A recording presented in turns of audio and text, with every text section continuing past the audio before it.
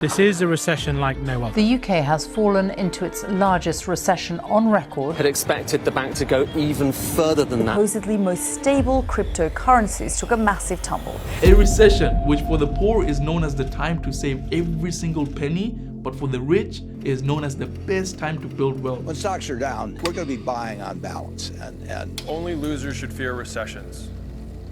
I mean that like from the bottom of my heart. There are more millionaires made during a recession than any other time. But how do people become millionaires, and how can you become rich from the 2023 recession? Now, history has shown that there are only 3 proven ways to build wealth during a recession. But before we dive into that, let's first understand what is a recession. A recession is basically when the country's economy goes down for 6 months in a row. In other words, unemployment rates go higher, interest rates go higher, customers start spending less, and businesses start to go bankrupt. A recession can last anywhere from 2 to 18 months, and it's actually part of our economic cycle, which means in order for the economy to grow over time, we must go through a recession, and that is why on average there is a recession every 6 years. So a recession is not something new. But the thing is, a recession just doesn't affect the economy, it also affects people's day-to-day life. For example, if people spend less money, then businesses will make less money and eventually go bankrupt, which means people will lose jobs and they won't be able to pay off their mortgages, and they will lose their homes. So it's basically like a domino effect that if one goes down, everything else goes down at the same time.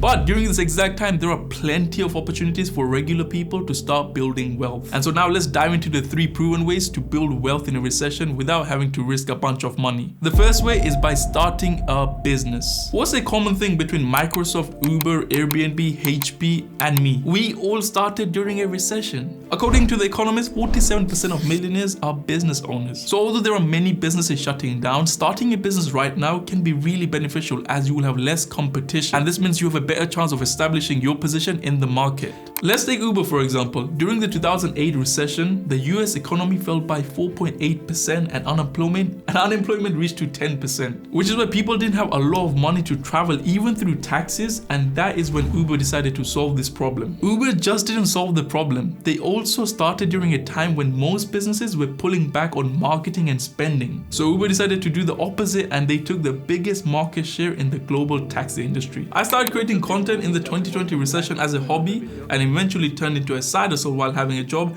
and now it's a full-time thing which I'm able to do. By the end of the day, being an entrepreneur is definitely not easy, and not everyone wants to become a business owner. In this case, you can go for the second method, that is to simply subscribe this YouTube channel. I'm just kidding, but don't forget to subscribe still. Real estate offers another potentially lucrative opportunity during a recession. The 2008 recession was one of the most serious financial crises since the Great Depression. However, this was the time when the rich got richer. This is because during a recession, there is an increase in interest rate. So when the cost of borrowing is high, it makes people think twice to get a loan to buy a home or an investment property. And this usually drops the property prices, and we're actually seeing property prices drop right now. It's also predicted to fall 8% next year. And what's crazy is right now, the interest rates in the UK are higher than it needs to be, but the Bank of England has said that it will go even higher. This means if you've been eyeing investment properties in recent years, a recession-driven pullback in prices might provide a great entry point. Sam Zell, who is one of the biggest real estate investors in the US, built his fortune by buying properties when no one else wanted to.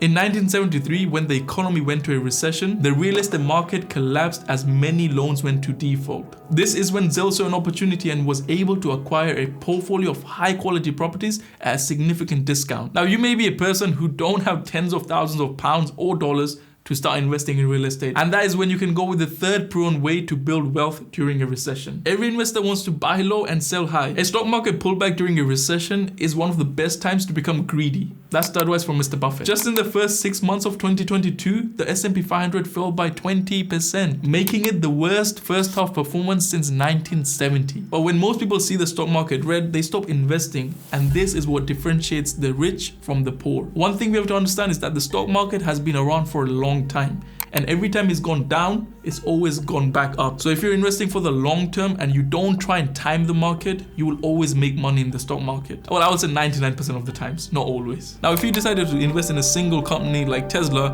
and if Tesla goes bankrupt, then you lose all your money. And this is the reason why you should never put all your eggs in one basket. Instead, you should invest in something called an index fund.